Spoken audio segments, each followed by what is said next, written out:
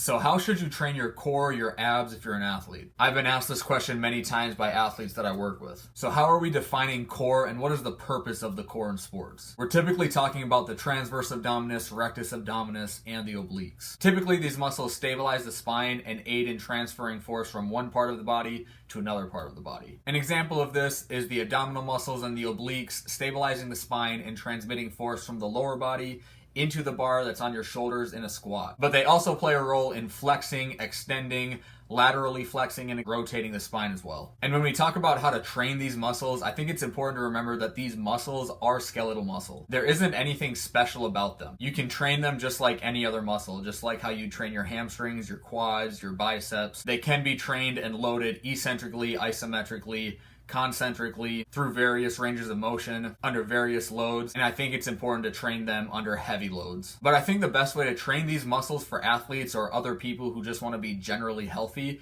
is to train them isometrically with things like your general strength training that's already core training, and with loaded carries. The great thing about loaded carries is there's tons of variations for them. There's suitcase carries, or some people call them one-arm farmer's carries. There's Zercher carries, overhead carries, kettlebell front rack carries, rock or goblet carries, yoke walks, crossover carries. But if you are looking to gain size in your abs, I do think it's a good idea to train your spine to flex under load, and to do so with heavy loads. If you're training for muscle hypertrophy, you're going to get the best results if you're training them concentrically and eccentrically as well. And this is done with heavy weighted sit-ups, and you can do them with the rep ranges that you would see in the rest of your training. You can do 3, 4, 5 reps of heavy sit-ups. Having the ability to flex, extend, and rotate your spine under load has its place and has some value. The ability to do these things gives athletes more movement options in sports and may also make them more adaptable when they happen to get into uncomfortable positions in sports. But my main point is this: the core or the ab exercises that you choose to do probably don't matter that much, but if you want to get a stronger core, you should perform the exercises under heavy loads and with a variety of movements and contraction types. It's not planks for 2 to 3 minutes. It's not 5 to 10 minute ab circuits. Those are more endurance-based activities. Those things aren't going to get you stronger, and it's probably not going to provide much from a hypertrophy standpoint either. So when you're trying to figure out what type of abs or core work into your training,